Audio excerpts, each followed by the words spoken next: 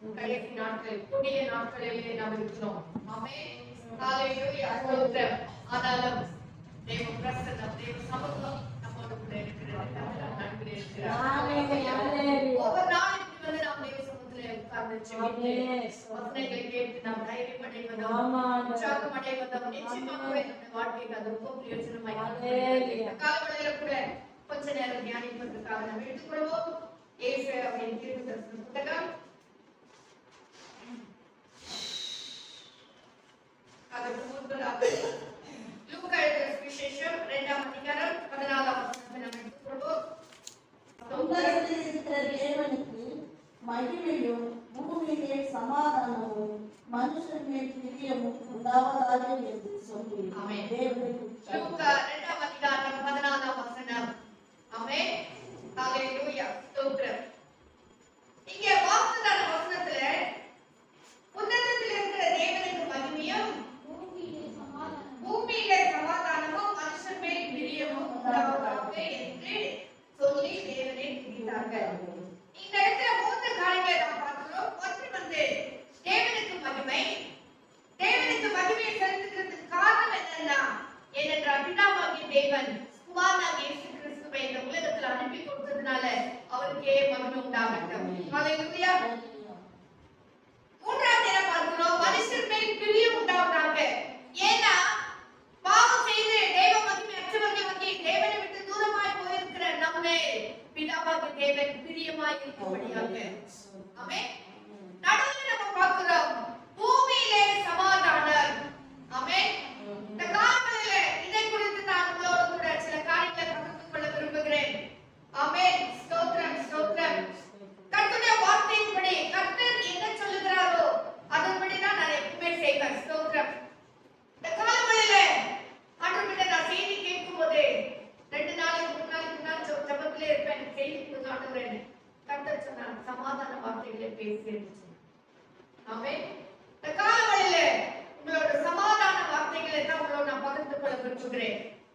இந்த நாளில நான் வாசித்தான வசனத்துல பூமியிலே சமாதானம். பூமியிலே சமாதானம். பூமியிலே சமாதானம் என்று சொன்னா பூமிக்கு சமாதானம் வேணும் இல்ல. பூமியில வாழ்கிறதான மனுஷங்களுக்கு சமாதானம் வேணும். இன்னைக்கு நம்ம பூமியில பாத்தீங்கன்னா எங்க பார்த்தாலும் சமாதானம் இல்ல. பணம் இருக்கு, பொருள் இருக்கு, ஆஸ்தி இருக்கு, செல்வத்து படிப்பு இருக்கு, எல்லாம் இருக்கு. ஆனா சமாதானம் மட்டும் இல்ல. சமாதானத்தை கொடுக்கிறவர் நம்முடைய ஆண்டவராகிய கர்த்தர் மட்டும். அந்த சமாதானத்தை தேடிதான் இந்த உலகம் அலைந்து கொண்டிருக்கிறது. உலகத்தில் இந்த மனுஷன் என்ன செய்யறாங்க? நல்ல கொஞ்சம் குடிச்சிட்டா கஷ்டத்தெல்லாம் மறைச்சு கொஞ்சம் சமாதானமா இருக்கலாமா ட்ரை பண்றாங்க. ஒரு ஃபிலிம் பார்த்துட்டா சமாதானம் வந்துருமா? ஒருவேளை களியாட்டு இருந்தா சமாதானம் வந்துருமா? அல்லது கிளப்புக்கு போனா சமாதானம் இருக்குமா? அல்லது ஃப்ரெண்ட்ஸ் கூட இருந்து நேரத்தை செலவு பண்ணா சமாதானம் இருக்குமான்னு பல விதத்துல ஜனங்கள் சமாதானத்துக்காக அலைந்து திரிந்து ஓடி கொண்டு இருக்கிறதால உலகத்துல தான் நம்ம வாழ்ந்து கொண்டிருக்கிறோம். கர்த்தருடைய வசனம் சொல்லுகிறது 24 வசனம், அதாவது 10:24 அதிகாரத்துல நம்ம என்ன வாசிக்கிறோம்? 10:24 அதிகாரம் கடைசி நாட்களிலே என்னென்னலாம் நடக்கும்? 10:24 அதிகாரத்துல என்ன வாசிக்கிறோம்? அதாவது 7ஆம் வசனத்துல வாசிக்கிறோம், ஜனத்துக்கு விரோதமான ஜனமும் ராஜ்யத்துக்கு விரோதமான ராஜ்யமும். இன்னைக்கு தனிப்பட்ட ஒரு நபருக்கு சமாதானம் இல்லைன்னு சொல்லி மனுஷன் அலைந்து கொண்டிருந்தாலும் இன்னைக்கு தேசம் தேசமாக ராஜ்யம் ராஜ்யமாக சமாதானம் இல்லாதபடிக்கு அலைந்து கொண்டிருக்கிறது. ஹalleluya. சமாதானம் என்று சொன்னால் என்ன? தனிப்பட்ட ஒவ்வொருடைய வாழ்க்கையிலும் அதாவது ஸ்தோத்திரம் ஒரு எப்படி சொல்றது ஒரு சூழ்நிலைகள் அதாவது செயல்களோ குழப்பத்தின் நிலைமை இல்லாதபடிக்கு ஒரு அமைதியான ஒரு நிலைமை இருக்கிறது தான் சமாதானம். நம்ம சொல்றோம்ப்பா இப்ப நம்ம சமாதானமா இருக்கு, வேற எல்லாம் முடிஞ்சிச்சா சமாதானம் இப்போ பெரிய போராட்டமா இருந்துச்சு, இதெல்லாம் முடிச்சுட்டேன் முடிஞ்சிருச்சா நீ நமக்கு சமாதானம் தான் அப்படின்னு சொல்லி நம்ம சொல்றோம். பாருங்க தேசத்துக்கு தேசம் எப்போ சமாதானம் வரும்? அவங்க 2 பேரும் சமாதானம் ஆகும்போது தான் அந்த போர் நிலைமை இல்லாமல் ஆகும்போது மட்டும்தான் சமாதானம் வரும். ஆனா அது கட்டளை வசனம் என்ன சொல்லுது? இன்னைக்கு தேசத்துக்கு தேசம் விரோதமாகவும் ராஜ்யத்துக்கு விரோதமான ராஜ்யமும் ஜனத்துக்கு விரோதமான ஜனமும் எழுப்பிக் கொண்டு இந்த உலகத்துல சமாதானம் இல்லாதபடிக்கு ஜனங்கள் அமைந்து திரிந்து கொண்டிருக்கிறார்கள். ஆண்டவருடைய வசனம் சொல்லுது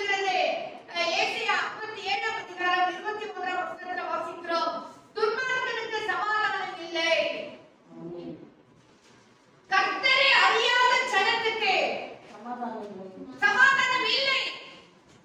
யாரெல்லாம் இயேசு கிறிஸ்துவை இன்னும் ஏற்றுக்கொள்ளாமல் இருக்கிறார்களோ அவர்கள் சன்மார்க்கர் அல்ல, துன்மார்க்கர். அவனுக்கு சமாதானம் இல்லை என்று சொல்லி கர்த்தர் சொல்கிறார். ஏசாயா 48ஆம் அதிகாரம் 22ஆம் வசனத்துல கூட அதையே தான் நாம் வாசிக்கிறோம். துன்மார்க்கருக்கு சமாதானம் இல்லை என்று சொல்லி கர்த்தர் சொல்லுகிறார். சமாதானம் இல்லை. ஹல்லேலூயா. சமாதானம் இல்லாத இந்த உலகத்துல எரேமியா 6ஆம் அதிகாரம் 14ஆம் வசனத்துல வாசிக்கிறோம். எரேமியா 6ஆம் அதிகாரம் 14ஆம் வசனம், சமாதானம் இல்லாமல் இருந்து சமாதானம் சமாதானம் என்று சொல்லி என் ஜனத்தின் காயத்தை மேற்பூச்சாய் குணமாக்குகிறார்கள். என்ன இன்னைக்கு உலகத்துல நடந்துக்குது? சமாதானம் இல்ல. துன்மார்க்கருக்கு சமாதானம் இல்ல. கர்த்தரை அறியாதவனுக்கு சமாதானம் இல்ல. ஆனா சமாதானம் சமாதானம். நீ வீட்டுக்கு வந்துட்டா உனக்கு சமாதானம். நீ கொஞ்சம் குடிச்சிட்டா உனக்கு சமாதானம். போய் இந்த இடத்துல ட்ரிப் போயிட்டு வந்தா சமாதானமே. சமாதானம் சமாதானமே. மேற்பூச்சாய் ஜனத்தின் காயத்தை ஆற்றிக் கொண்டிருக்கிறார்கள். அது நிரந்தரமான ஒரு ஆற்றுதல் அல்ல. நிரந்தரமான ஒரு சமாதானம் இல்ல. ஆனா மேற்பூச்சாய் உள்ள காயம் அப்படியே இருக்கு. உள்ள ரத்தம் அப்படியே இருக்கு. ஆனா மேற்பூச்சாய் பூசிக் கொண்டிருக்கிறார். இன்னைக்கு உலகத்துல நடக்கிற காரியங்கள். ஆனால் ஏசாயா 53ஆம் அதிகாரம் 5ஆம் வசனத்துல என்ன வாசிக்கிறோம்? சமாதானத்தை உண்டு பண்ணும் ஆக்கினை அவர் மேல் வந்தது. யார் மேல் வந்தது? நம் ஆண்டவராகிய கர்த்தர் மேல். அதுதான் பூமியிலே சமாதானம் உண்டாவதாகன்னு பார்த்தோம் இல்லைங்களா? லூக்கா 2:14 வாசித்தோம் இல்லைங்களா? பூமியிலே சமாதானத்தை உண்டு பண்ணும்படியானா நம் ஆண்டவராகிய கர்த்தர் இந்த உலகத்திலே வெளிப்பட்டார். ஹல்லேலூயா. அந்த சமாதானத்தை உண்டு பண்ணுகிற ஆக்கினை அவர் மேல் வந்தது. வாசிக்கிறீங்களா அந்த வசனத்தை? ஏசாயா 53:5. நமக்கு சமாதானத்தை உண்டு பண்ணும் ஆக்கினை அவர் மேல் வந்தது. அவருடைய கருணையால் குணமாக்கினார். நமக்கு சமாதானத்தை உண்டு பண்ணுகிற ஆக்கினை அவர் மேல் வந்தது. இந்த பொறுப்பு அவர் மேல் வந்தது. யாருமே நம்முடைய ஆண்டவராகிய இயேசு கிறிஸ்துவின் மேல். ஹல்லேலூயா. எபேசியர் 2ஆம் அதிகாரம் 14ஆம் வசனத்துல கூட அதை தான் நம்ம வாசிக்கிறோம். நிரந்தரத்தாரை உண்டாக்கி அவர் சமாதானக்காரராக மாறிவிட்டார். ஹல்லேலூயா. நமக்கும் தேவனுக்கும் உள்ளதான காரியத்தை சமாதானப்படுத்தும்படியாய் அவர் காரணகர்த்தாவாக மாறிவிட்டார். கொலோசியர் 1ஆம் அதிகாரம் 20ஆம் வசனத்துல வாசிக்கிறோம். வாசிங்க. கொலோசியர் 1ஆம் அதிகாரம் 20ஆம் வசனம். கொலோசியர் 1ஆம் அதிகாரம்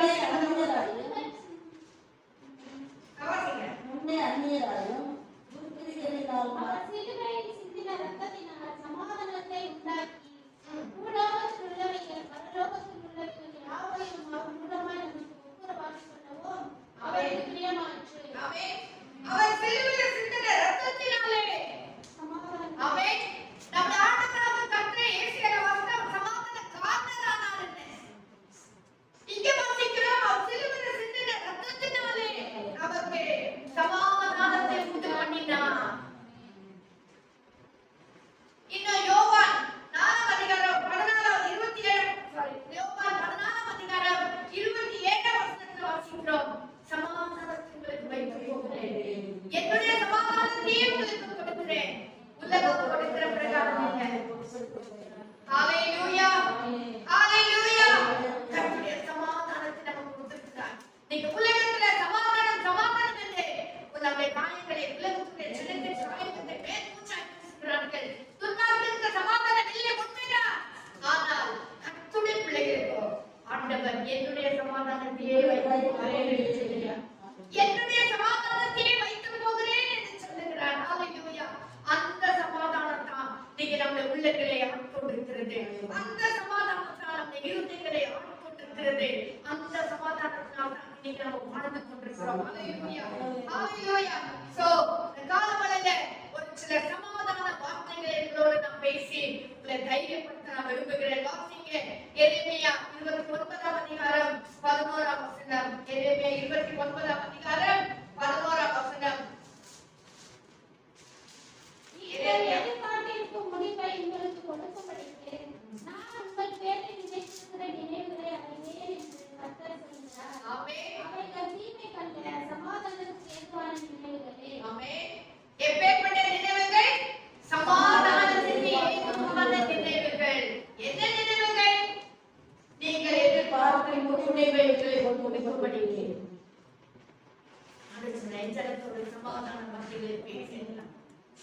காலப்படையில கற்று சொல்லுகிறார். நீங்கள் எதிர்ப்பு முடிவுகளை கொடுக்கும்படியா எந்த எதிர்ப்பு செய்வீர்கள்? காலப்படையில எந்த நாட்களிலே உங்கள் குடும்பத்தில் உங்கள் தனிப்பட்ட வாழ்க்கையில நீங்கள் என்னத்தை எதிர்பார்க்கிறீர்கள்? நீங்கள் எதிர்பார்க்கிறீர்கள் உங்களுக்கு படிக்க நான் உன் பேரை வைத்திருக்கிற நினைவுகளை அறிவே. உங்கள் பேரில் நான் வைத்திருக்கிற நினைவுகளை அறிவே. நான் என் பிள்ளைக்கு இதை செய்யணும், நான் என் பிள்ளைக்கு அதை செய்யணும், நான் இந்த பிள்ளைக்கு இந்த அவசரத்தை கொடுக்கணும், இப்படி நான் நடத்தணும், இப்படி நான் உயர்த்தணும் சொல்லி கர்த்தர் ஒரு பிளான் வைத்திருக்கிறார். ஹalleluya. கர்த்தர் ஒரு திட்டத்தை வைத்திருக்கிறார். ஹalleluya. கர்த்தர் உங்களுடைய ஆசீர்வாதத்தை இந்த கண் காணவில்லை, காது கேட்கவில்லை, அது மனுஷ இதயத்தில் தோன்றவும் இல்லை. அந்த அளவுக்கு நம்ம பலவீனமான பாண்டங்கள், ஆனால் கர்த்தர் நம்ம ஒரு பெரிய திட்டத்தை வைத்திருக்கிறார், ஒரு பெரிய நினைவை வைத்திருக்கிறார். ஹalleluya. அவர் சொல்லுகிறார், நினைவுகளை நான் அறிவேன். ரட்சிக்கப்பட்ட கர்த்தருடைய பிள்ளைகள் ஒவ்வொருவருக்கும் கர்த்தர் ரட்சிக்கும் பொழுதே கர்த்தர் ஒரு பிளான் வைத்திருக்கிறார். ஹalleluya. மோசே கர்த்தர் அதாவது அடிமைத்தன வீடாக எகிப்தில் இருக்கும் பொழுது கூட கர்த்தர் மோசேயின் மேல் ஒரு பிளான் வைத்திருந்தார். மோசேயின் மேல் கர்த்தர் ஒரு திட்டத்தை வைத்திருந்தார். அவன் திட்டனா உள்ளவனும் மன்னனா உள்ளவனுமாய் இருந்தாலும் கூட மோசே குறித்து நன்றாய் அறிந்திருந்ததான கர்த்தர் அவனை கொல்லும்படியாய் வந்த போதிலும், அவனை கொண்டு போய் தண்ணீரில் விட்ட போதிலும், என் ஆண்டவருடைய திட்டம் மட்டும் மாறவே மாறாது. ஹalleluya. பார்வோனுடைய வீட்டில போனாலும், அவன் வீட்டிலிருந்து ஓடி போனாலும், எங்க போனாலும் கர்த்தர் வைத்த திட்டம் மட்டும் மாறவே மாறாது. கர்த்தருடைய பிள்ளையே. ஹalleluya. ஹalleluya. ஸ்தோத்திரம். சூழ்நிலைகள் மாறலாம், சந்தர்ப்பங்கள் மாறலாம், சில பிரச்சனைகள் மாறலாம், அழுகை பள்ளத்தாக்கில கடந்து போக வேண்டிய சூழ்நிலைகள் இருக்கலாம். ஹalleluya. யோர்தானை கடக்க வேண்டிய சூழ்நிலை வரலாம், சிவந்த சமுத்திரம் போன்ற பிரச்சனைகள் வரலாம். பட் ஸ்டில் உண்மை வைத்திருக்கிற நினைவுகளை மறக்கவே மாட்டார். உண்மை வைத்திருக்கிற நினைவுகள் நிறைவேறுகிற வரைக்கும் அவருடைய மறக்கவே மாட்டார். ஹalleluya. அவர் மனதில் வச்சுட்டே இருக்கார், அவர் மனதில் சிந்திச்சுட்டே இருக்கார். என் பிள்ளைக்கு செய்யணும், நான் இப்படிதான் நடத்தணும், இப்படிதான் உயர்த்தணும், இப்படிதான் வைக்கணும். ஹalleluya. வாழாக்கார தலையாகற வைக்கணும் சொன்ன ஆண்டவர் நம்ம மேல ஒரு திட்டத்தை கட்டி வைத்திருக்கிறார். கர்த்தருடைய பிள்ளைகளே. மேபி நடக்கிற நாட்களில ஒருவேளை கண்ணீரின் பாதையில போய் கொண்டிருக்கலாம், ஒருவேளை துக்கத்தின் பாதையில போய் கொண்டிருக்கலாம். ஏன் ஆண்டவரே இப்படின்னு ஒரு கேள்விக்குறியோடு கூட வந்து கொண்டிருக்கலாம். ஆனாலும் கர்த்தர் உண்மை வைத்திருக்கிறார். ஏன் ஆண்டவரே எனக்கு எல்லாம் நடத்துச்சு, ஏன் ஆண்டவரே எனக்கு இவ்வளவு பத்திரம் யோசிப்பு கேட்டிருக்கலாம், ஏன் ஆண்டவரே எனக்கு இப்படி, நீங்க தானே தரிசனத்தை கொடுத்தீங்க, நீங்க தானே இப்படி சொன்னீங்க, ஆனா நான் இவ்வளோ சந்தர்ப்பத்துக்குள்ள கடந்து வர வேண்டுமா அப்படின்னு நினைச்சிருக்கலாம். ஆனாலும் கர்த்தர் தரிசனத்தை கொடுத்ததான தரிசனத்தை கர்த்தர் மறக்கவே இல்லை. தரிசனத்தை கர்த்தர் நிறைவேற்றுகிற தேவனா இருக்கிறார். உனக்கு சொன்ன காரியத்தை கர்த்தர் நிறைவேற்றுகிற தேவனா இருக்கிறார். ஹalleluya.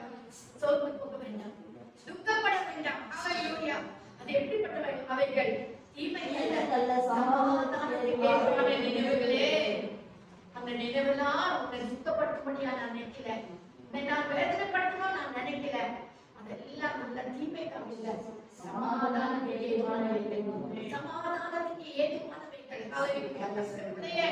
உண்மை கர்த்தர் வைத்திருக்கிற திட்டங்களால் சமாதானத்துக்கு ஏதுவானவைகள். ஹalleluya. ஹalleluya. ஸ்தோத்திரம். ஓகே, 10வது வசனம் வாசிக்கிறீங்களா? 29ஆம் அதிகாரம் 10ஆம் வசனம். பாபிலோனிலே 70 வருஷம் நிறைவேறின பின்பு நான் உங்களை சந்தித்து உங்களை இடத்துக்கு திரும்ப வர பண்ணும்படிக்கு உங்கள் மேல் என் நல்வாழ்க்கையை நிறைவேற பண்ணுவேன் என்று கர்த்தர் சொல்லுகிறார். இப்ப இந்த 11ஆம் வசனத்துல சொன்னேன் அந்த நல்ல வார்த்தைகள், அந்த நல்ல நினைவுகள், அந்த நல்ல யோசனைகளை நான் நிறைவேற பண்ணுவேன், நான் நிறைவேற பண்ணுவேன் என்று கர்த்தர் சொல்லுகிறார். ஹalleluya. ஹalleluya. கர்த்தர் நல்லவர் பாருங்க. ஏன் சொல்லுங்க, ஏன் துக்கப்படுறீங்க? கொஞ்சம் பெரிய சோர்ந்து போயிடுமே, கொஞ்சம் மன கஷ்டம் வந்தோட சோர்ந்து போயிடுமே. சோர்ந்து போகவே வேண்டாம். உங்கள் மேல் வைத்திருக்கிற நினைவுகளை நிறைவேற்றுவேன். ஹalleluya. ஹalleluya. ஸ்தோத்திரம். வாசிங்க. ஏசாயாவின் புத்தகம் 55 அதிகாரம் 12 வசனம். ஏசாயா 55:12. ஸ்தோத்திரம், ஸ்தோத்திரம், ஸ்தோத்திரம். நீங்கள் மகிழ்ச்சியாய் புறப்பட்டு சமாதானமாய் கொண்டு போகப்படுவீர்கள். பர்வதங்களும் மலைகளும் உங்களுக்கு முன்பாக கம்பீரமாய் முழங்கி வெளியின் மரங்கள் எல்லாம் கை கொடுக்கும். ஆமென். என்ன சொல்றாரு? நீங்க மகிழ்ச்சியாய் புறப்பட்டு சமாதானமாய் கொண்டு போகப்படுவீர்கள். பர்வதங்களும் மலைகளும் உங்களுக்கு முன்பாக கம்பீரமாய் முழங்கி வெளியின் மரங்கள் எல்லாம் கை கொட்டும். அப்படி நடத்த போகிறார். நீங்க மகிழ்ச்சியா புறப்படுவீர்கள், சமாதானமாய் கொண்டு போகப்படும் பர்வதங்கள் மலைகள் எல்லாம் நம்மை இந்த உலகத்துல மலை போன்ற பெரிய ஜனங்களை தான்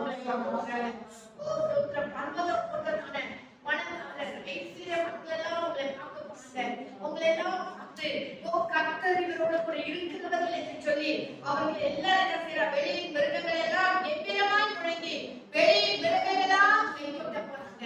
அதாவது இவங்க வணங்குற தேவன் ஜீவனுள்ள தேவன், கர்த்தர் இவங்களோட கூட இருக்கிறவர், கர்த்தர் இவங்களை நடத்துகிறவர், கர்த்தர் இவங்களை வழியாக வைக்கிறவர், கர்த்தர் இவங்களை உயர்த்துகிறவர் என்று சொல்லி உலகத்துல பார்க்கிற அதாவது மலைகள் பர்வதங்கள் போன்றதான ஜனங்கள் கூட நம்மை பார்த்து கை கொட்டி தேவனை மகிமைப்படுத்துகிற நிலைமைக்கு கர்த்தர் கொண்டு வருவார்.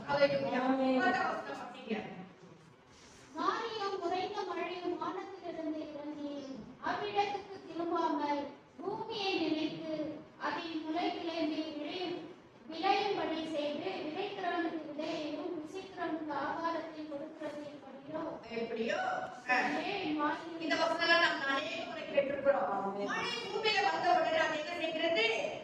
பூமியின் வானத்திலிருந்து இறங்கி அவ்விடத்துக்கு திரும்பாமல் பூமியை நனைத்து அதை முளைக்கிழமை விளையும்படி செய்து விதைக்கிறவனுக்கு விதையும் புசிக்கிறவனுக்கு ஆகாரத்தை கொடுக்கிறது. எப்படியோ ஒரு மழை வானத்திலிருந்து இறங்கி எப்படி அதுக்கு வேலை செய்கிறது எப்படியோ அப்படியே என் வாயிலிருந்து புறப்பட வசனமும் இருக்கு.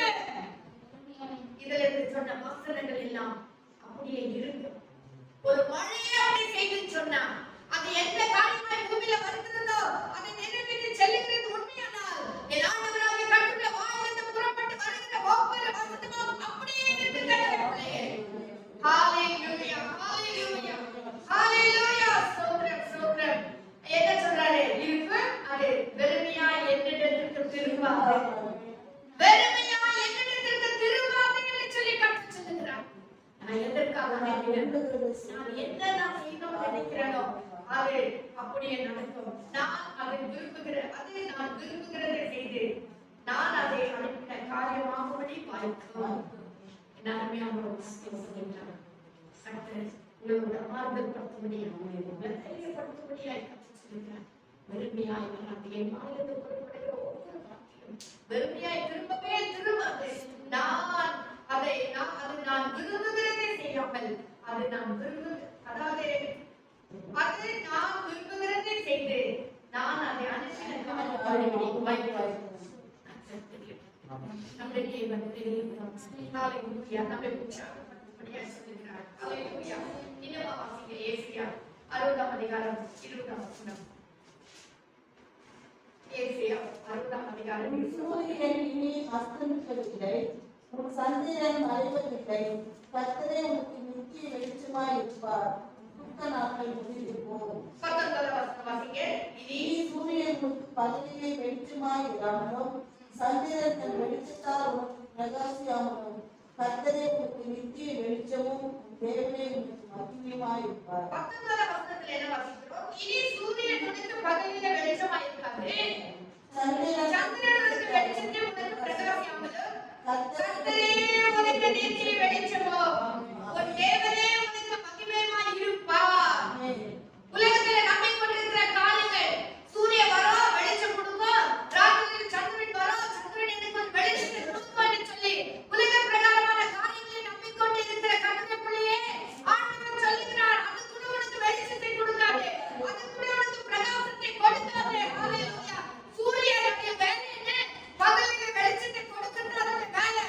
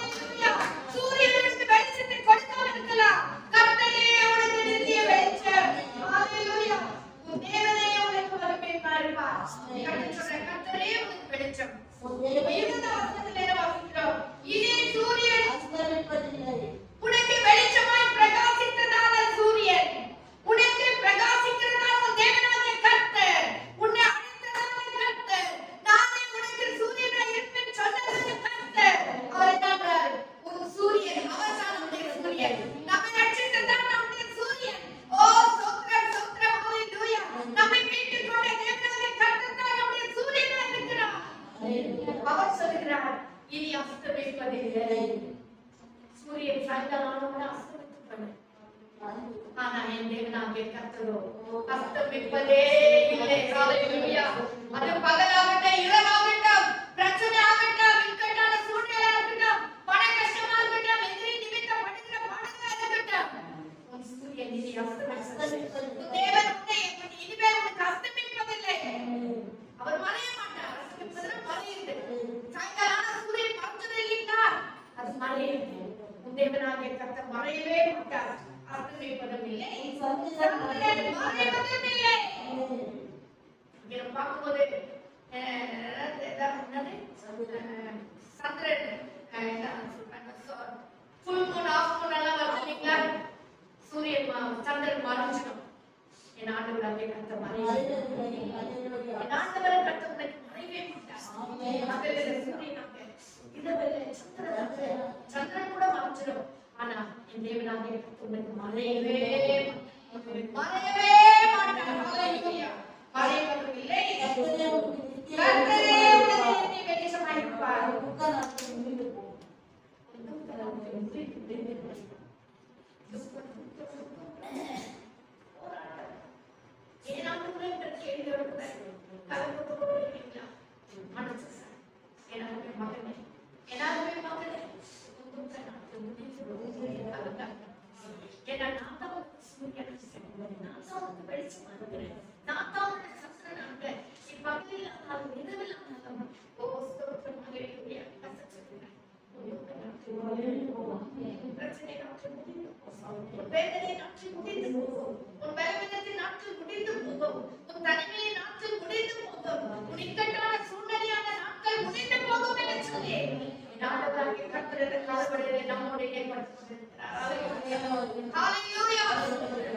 பொதுவான வசனம் தந்தாலும் நான் நிறைய தேட வேண்டியதா இருக்கும்.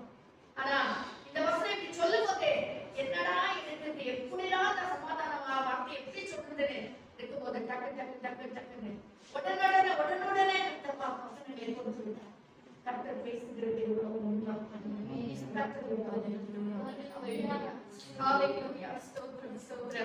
வாசிங்க ஏசியா 62ஆம் அதிகாரம் 3-4 வசனங்கள். கர்த்தருடைய அனுப்புகிற வருஷத்தையும் நம்முடைய தேவன் 3-4 வசனங்கள். நீ கர்த்தருடைய கையில் அலங்காரமான கிரீடமும் உன் தேவனுடைய கரத்தில் ராஜகுடியுமாய் இருப்பாய். ஆண்டவர் சொல்றார், துக்க நாட்கள் முடிவு போகுது.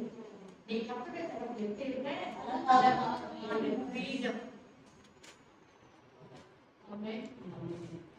கிரீடம் ஓடுகிறதா வாங்கிக்கிறதா நம்ம கேட்டுப்போம். ஆனா கர்த்தர் நம்ம எப்படி கையில வச்சிருக்கோம், நம்ம உள்ள கரத்துல வரைந்து வைத்திருக்கிறார் இல்லைங்களா, நம்ம கரத்துல எப்படி வச்சிருக்கிறார்? அலங்கமான கிரீடம். அழகுலாம் இருக்கலாம், கலர்லாம் இருக்கலாம், ஒருவேளை நல்ல ஆரோக்கியம் இல்லாம இருக்கலாம். ஆனா கர்த்தத்திலேயே நீ தனிப்பட்ட விதத்துல கர்த்தர் அலங்காரமான கிரீடம். கர்த்தர் வெறும் கிரீடம் கிடையாது, அலங்கரிக்கப்பட்ட கிரீடம். எப்பேற்பட்ட அலங்கரிப்பு, முத்துக்களினாலும் வைரங்களினாலும் வெளியேற்பட்ட கற்களினாலும் அலங்கரிக்கப்பட்ட ஒரு கிரீடமாய் கர்த்தர் உன்னை அவன் கரத்திலே வைத்துக்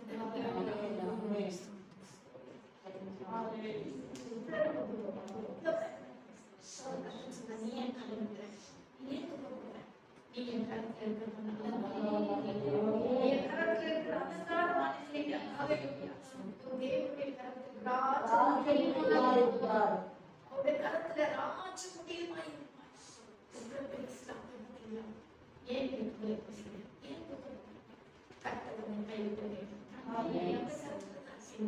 நீ அவளை கரத்துல சாதாரணமா இல்ல, நீ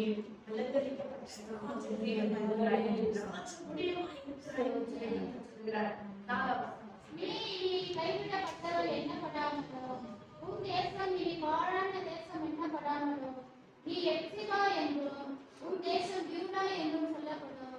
கர்த்தர் உன்மேல் பிரியமாய் இருக்கிறார், உன் தேசம் வாழ்க்கைப்படும். இனிமேல் நீ கைவிடப்பட்டவள் என்று இதோ நான் கைவிடப்பட்டவள் இருக்கிறேன், எதுவுமே யாருமே இல்லை, நீ நினைக்க வேண்டாம். ஏன்னா நீ அவள் கரத்தில் இருக்கிறாங்க ராஜ முடியும் அலங்காரமான கிரீடமாக இருக்கிறாய்.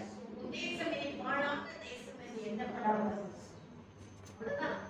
இனி அவ்வளவுதான், இனி முன்னேற மாட்டாங்க, இவங்க தேட மாட்டாங்க, அவ்வளவுதான், அவங்க போயிட்டாங்க, அவ்வளவுதான், வியாதி வந்துச்சு, அவ்வளவுதான். இல்லை இல்லவே இல்லை,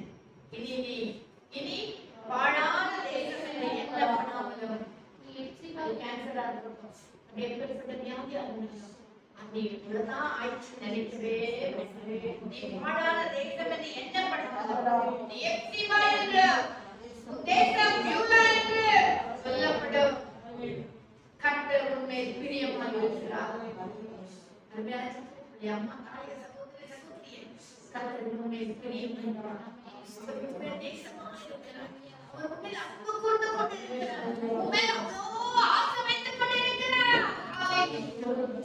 ஹalleluya. தகப்பனுடைய ஆசை போல ஒரு ஆசை இருக்கு. மணவாளனுடைய ஆசை ஒரு ஆசை இருக்கு. நண்பனை போல ஒரு ஆசை கர்த்தர் வைத்திருக்கிறார். நம்மை பிரியமாய் இருக்கிறார். ஹalleluya. உன் தேசம் வாழ்க்கைப்படும். உன் குடும்பம் வாழ்க்கைப்படும். உன் தனிப்பட்ட வாழ்க்கை வாழ்க்கைப்படும். உன் தேசம் வாழ்க்கைப்படும். உன் சபை வாழ்க்கைப்படும் என்று சொல்லி கர்த்தர் சொல்கிறார். தைரியம் அடையலாமா? தைரியம் அடையலாமா? ஹalleluya. ஏசாயா 65 அதிகாரம் 17 வசனம். ஏசாயா 65 அதிகாரம் 17 வசனம். இதோ நான் புதிய வானத்தையும் புதிய பூமியையும் சிருஷ்டிக்கிறேன். முந்தினவைகள் இனி நினைக்கப்படுவதில்லை, மனதிலே தோன்றுவதும் இல்லை. ஆமென். கர்த்தர் எனக்கு கொடுத்ததான ஒரு வாக்குத்தத்தம். இதோ நான் புதிய வானத்தையும் புதிய பூமியையும் சிருஷ்டிக்கிறேன். என்னைக்கோ கர்த்தர் சிருஷ்டித்து விட்டுட்டார். அதால பேசுது. நீ பிரச்சனையில் இருக்கிற உனக்கு கர்த்தர் ஒரு புதிய வானத்தை புதிய அப்படின்னா என்ன? அதை கீழே சொல்றாரு அழகா.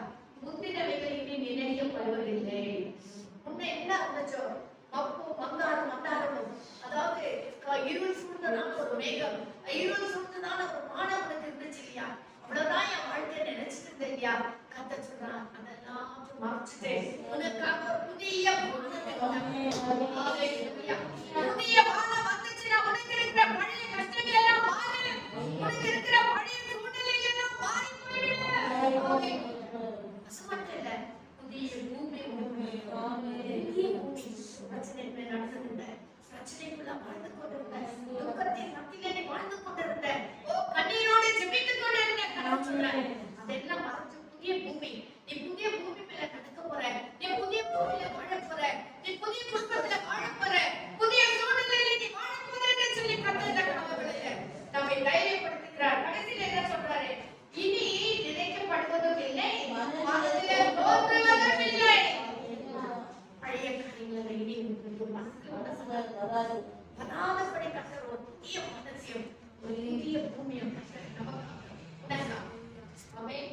உனக்காக அருமையான தாயே, சகோதரியே, உனக்காக கர்த்தர் சிருஷ்டிக்க போகிறார். ஹalleluya. அவைகளை மனதிலே கூட தோன்றுவது அது எல்லாத்தையும் கர்த்தர் மாற்றி போட்டு உன்னை ஆசீர்வதிக்கிற தேவனாய் இருக்கிறார். ஹalleluya.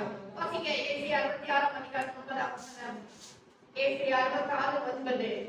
பெற பண்ணுகிறவராகிய நான் பெற செய்யாமல் இருப்பேனோ என்று கர்த்தர் சொல்கிறார். பிரசவிக்கப்படுகிறவராகிய நான் பிரசவத்தை தடுப்பேனோ என்று உன் தேவன் சொல்கிறார். ஆமென். இது பிரசவ காலத்தை சொல்லுகிறீங்க. எப்படின்னா நமக்கு யாருக்கா தெரியுமா பிரசவம் எப்ப நடக்கும், என்ன நடக்கும்? டாக்டர் கூட அசிஸ்டன்ட் தான் கொடுப்பாங்க. இந்த நாள் கூட ஆயிடும், இந்த நாள் நீங்க வந்து அட்மிட் ஆயிடுங்க அப்படின்னு தான் சொல்லுவாங்க. ஆனா அந்த பிரசவத்தை பிரசவிக்க செய்யாமல் இருப்பேனோ, பெற பண்ணுகிறவராக நான் பெற செய்யாமல் இருப்பேனோ. பெற பண்ணுகிறவரே நான் தான், அதை நான் பெற பண்ணாமல் இருப்பேனோ. ஒரு குழந்தை பிறப்பிக்க பண்ணுகிறதே நான் தான், அதை நான் பிறப்பிக்காமல் இருப்பேனா? ஆமென். அப்படின்னா என்ன அர்த்தம்? ஒரு ஆசீர்வாதத்தை கொடுக்கிறவரே நான் தான், அதை நான் கொடுக்காம இருப்பேனா? உன் குடும்பத்தை ஆசீர்வதிக்கிறதே நான் தான், அதை நான் ஆசீர்வதிக்காம இருப்பேனா? உன் பிள்ளைக்கு திருமணத்தை செய்கிறதே நான் தான், அதை நான் செய்யாம இருப்பேனா? உன் குடும்பத்தை உயர்த்துகிறதே நான் தான், அதை நான் உயர்த்தாம இருப்பேனா? இங்கே என்ன வாசிக்கிறோம்? பிரசவிக்க பண்ணுகிறவராகிய நான் பிரசவத்தை தடுப்பேனோ. பாருங்க, டாக்டர் கூட என்ன பண்றாங்க? பிரசவம் ஆதார் பாக்குறாங்க. ஆவேல உடனே என்ன பண்றாங்க? சிசரேன். அவங்க தெரிஞ்சதெல்லாம் ஒண்ணுதான். ஆனா பிரசவிக்க பண்ணுகிறவர் கர்த்தர். பிரசவிக்க பண்ணுகிறவர் கர்த்தர். ஒரு பிரசவம் வருகிறது, அதோட வலி எவ்வளவு கஷ்டம் தெரியும். பண்ணுகிறவர் பிரசவத்தை பண்ணுகிறவராகிய பிரசவிக்க பண்ணுகிறவராகிய நான் பிரசவத்தை தடுப்பேன். அவ்வளவு கஷ்டமான சூழ்நிலையில் இருக்கும்போது, அவ்வளவு இக்கட்டான சூழ்நிலையில் இருக்கும்போது, அவ்வளவுதான் என் வாழ்க்கை இல்லைங்களா? ஒரு பிரசவம் முடிஞ்சு வந்த உடனே சாப்பாடு பழைப்படுறதுதான் இல்லைங்களா?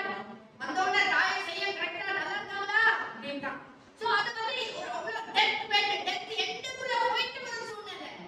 அதையே நான் செய்யறேன்னா வாழ்க்கையில படப்படுகிற பிரச்சனையை மாற்றலாம் இருப்பேனா? வாழ்க்கையில இருக்கிறதால துக்கத்தை நான் மாற்றாமல் இருப்பேனா? குடும்பத்துல காணப்படுகிற பண பிரச்சனையை நான் மாற்றாமல் இருப்பேனா? ஹalleluya. இக்கட்டான சூழ்நிலை எவ்வளவுதான் வரட்டும், அதை பிரசவிக்க பண்ணுகிறவர் நானே சொல்கிறார். ஹalleluya. அதை நான் பிரசவத்தை தடுப்பேனா என்று தேவன் சொல்லுகிறார். எல்லா கர்த்தர் சொல்லுகிறதான வார்த்தைகள் இது சும்மா யாரோ சொன்னதல்ல, கர்த்தர் சொல்லுகிறார், தேவன் சொல்லுகிறார் என்று சொல்லி நினைக்கிறோம். நமக்காக தேவன் தனிப்பட்ட விதத்துல நம்மோடு பேசி கொண்டிருக்கிறார். இந்த வாசிக்கு பார்ப்போம். 31ஆம் அதிகாரம் 8ஆம் வசனம். 31ஆம் அதிகாரம் 8ஆம் வசனம். உபாகமம் 31:8.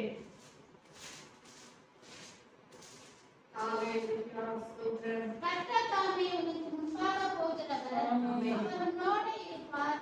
அவர் உன்னை விட்டு விலகுவதும் இல்லை, உன்னை கைவிடுவதும் இல்லை. நீ பயப்படவும் கலங்கவும் வேண்டாம் என்றார். சமாதான வார்த்தையை கர்த்தர் சொல்லிக் கொண்டிருக்கிறார்.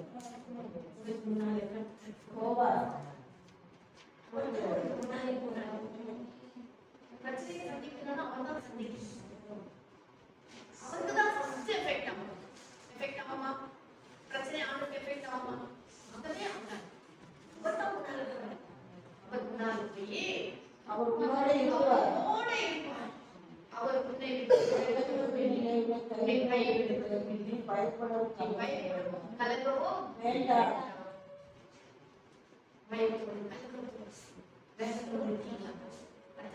பயப்படவும் வேண்டாம், நீ கலங்கவும் வேண்டாம். ஏன்னா நாங்க அவர் இன்னும் உபாகமம் 28ஆம் அதிகாரம். சரி, அதுக்கு முன்னால யோசுவா 1ஆம் அதிகாரம் 9ஆம் வசனம் வாசிக்க. யோசுவா 1ஆம் அதிகாரம் 9ஆம் வசனம். யோசுவா ஒரு கட்டளை, நான் உனக்கு கட்டளையிடவில்லையா? பலம் கொண்டு திடமனதாயிரு. பலம் கொண்டு திடமனதாய் இரு. திகையாதே, கலங்காதே. நீ போகும் இடமெல்லாம் தேவனாகிய கர்த்தர் உன்னோடு இருக்கிறார் என்றார். நீ போகும் இடமெல்லாம் தேவனாகிய உன்னோடு இருக்கிறார். நீ போகும் இடமெல்லாம் தேவனாகிய கர்த்தர் உன்னோடு இருக்கிறார். நீ திகையாதே, கலங்காதே. பலம் கொண்டு திடமனதாய் இரு. ஹalleluya. எல்லாரும் எடுத்துக்கொள்ளுங்க. உபாகமம் 28ஆம் அதிகாரத்தை. உபாகமம் 28ஆம் அதிகாரம். சில காரியங்களை மட்டும் நான் கடந்து போக விரும்புகிறேன். ஹalleluya. இரண்டாவது, நீ உன் தேவனாகிய கர்த்தரின் சத்தத்துக்கு செவி கொடுக்கும் பொழுது இப்பொழுது சொல்லப்படும் ஆசீர்வாதங்கள் உனக்கே நீ பட்டணத்திலும் ஆசீர்வதிக்கப்பட்டிருப்பாய், வெளியிலும் ஆசீர்வதிக்கப்பட்டிருப்பாய். உன் கர்ப்பத்தின் கனியும் உன் நிலத்தின் கனியும் உன் மாடுகளின் பெருக்கமும் உன் ஆடுகளின் மந்தைகளும் ஆகிய மிருகஜீவன்களின் பலனும் ஆசீர்வதிக்கப்பட்டிருக்கும். கர்த்தர் சொல்ல சொன்னார். நான் சொல்லிக் கொண்டிருக்கிறேன். கர்த்தருடைய நீ ஆசீர்வாதமாய் இருப்பாய். உன் கூடையும் உன் கர்ப்பத்தின் கனியும் நிலத்தின் கனியும் மாடுகளின் பெருக்கமும் உன் ஆடுகளின் மந்தைகளும் ஆகிய மிருகஜீவன்களின் பலனும் ஆசீர்வதிக்கப்பட்டிருக்கும். நீ பட்டணத்திலும் ஆசீர்வதிக்கப்பட்டிருப்பாய், வெளியிலும் ஆசீர்வதிக்கப்பட்டிருப்பாய். உன் கூடையும் ஆபீசிலும் தொட்டியும் ஆசீர்வதிக்கப்பட்டிருக்க. நீ வருகையிலும் போகையிலும் ஆசீர்வதிக்கப்பட்டிருப்பாய். உனக்கு விரோதமாய் எழுதுகிறேன். உன் சத்துருக்களை நீ கர்த்தர் உனக்கு முன்பாக முறியடிக்கப்படும்படி ஒப்புக் கொடுப்பார். அவர்கள் என்ன செய்வார்கள்? ஒரு வழியாய் வருவார்கள், 7 வழியாய் உனக்கு முன்பாக ஓடி போவார்கள். உன் கலசங்களிலும் கையிலும் எல்லா வேலைகளிலும் உனக்கு ஆசீர்வாதத்தை கட்டளையிடுவார். ஆமென். உன் தேவனாகிய கர்த்தர் உனக்கு கொடுக்கும் தேசத்திலே உன்னை ஆசீர்வதிப்பார். உன்னை தமது பரிசுத்த ஜனமாக நிலைப்படுத்துவார். கர்த்தருடைய நாம உனக்கு பயப்படுவார்கள். ஆமென். ஹalleluya. ஹalleluya. கர்த்தர் உன் கற்பத்தின் கனியிலும் உன் மிருக ஜீவன்களின் பலனிலும் உன் நிலத்தின் கனியிலும் உனக்கு பரிபூர்ண நன்மை உண்டாகும். ஏற்ற காலத்தில் உன் தேசத்தில் மழை பெய்யும். சும்மா மழை பெய்யணும் சொல்லவே இல்லை. ஏற்ற காலத்தில் உன் குடும்பத்தை ஆசீர்வாதங்கள் வந்து தங்கும். ஏற்ற காலத்துல பண தேவைகள் சந்திக்கப்படும். ஏற்ற காலத்துல நிம்மதியும் ஆரோக்கியமும் வந்து குடும்பத்தை சேரும். ஏற்ற காலத்துல உன் தேசத்தில் மழை பெய்யும். நீ கையிட்டு செய்யும் வேலைகள் எல்லாம் ஆசீர்வதிக்கும். கர்த்தர் உனக்கு தமது நல்ல பொக்கிஷ சாலையாக வானத்தை திறப்பார். உனக்காக கர்த்தர் வானத்தை திறப்பார். யாருக்கு கர்த்தர் கிடைக்கும்? யாருக்கு கிடைக்கும்? ஒரு பொக்கிஷ சாலையாக வானத்தையே கர்த்தர் நமக்காக திறக்கிறார். ஹalleluya. திறப்பார். ஸ்தோத்திரம். கர்த்தர் உனக்கு தமது நல்ல பொக்கிஷ சாலையாக வானத்தை திறப்பார். நீ அநேக சாதிகளை கடன் கொடுப்பாய். நீயோ கடன் வாங்காது இருப்பாய்.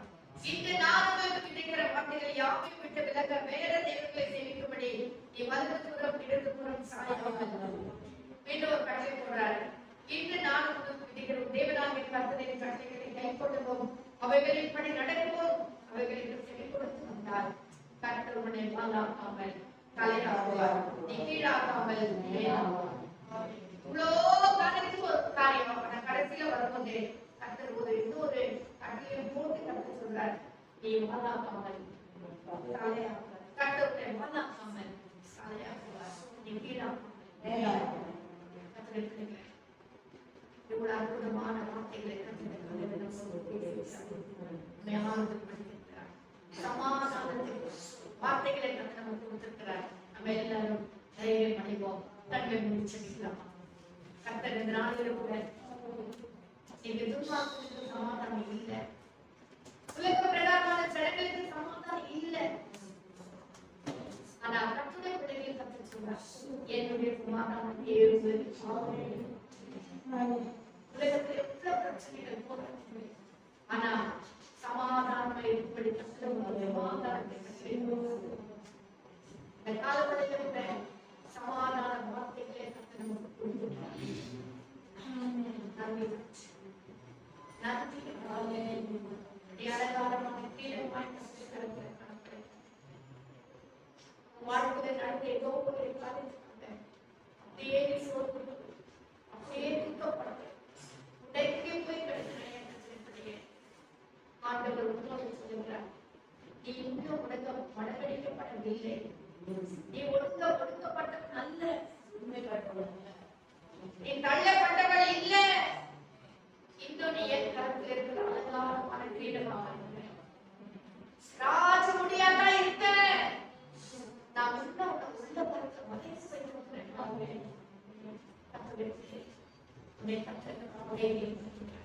உன்னை கற்ற சமாதானம் சோர்வு போயிடாது. தூக்கமடையாது.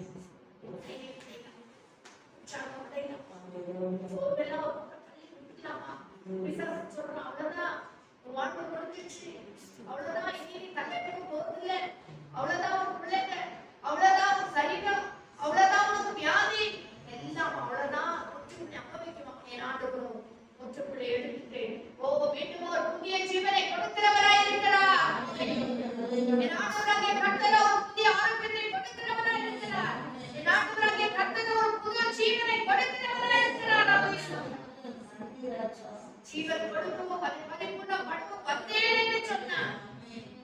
பரிபூர்ணமான ஜீவனை கொடுக்கிறவர்தான் எவ்வளவு மகிமை உள்ளவர்.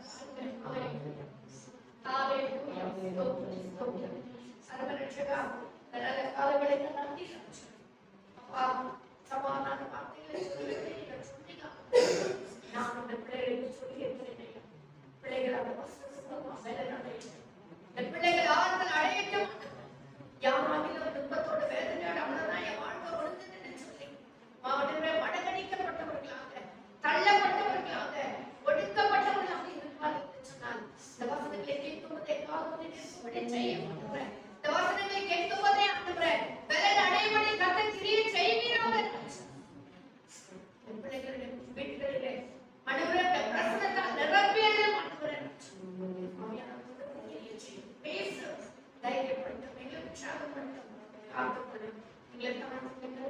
கொடுக்கிறேன்.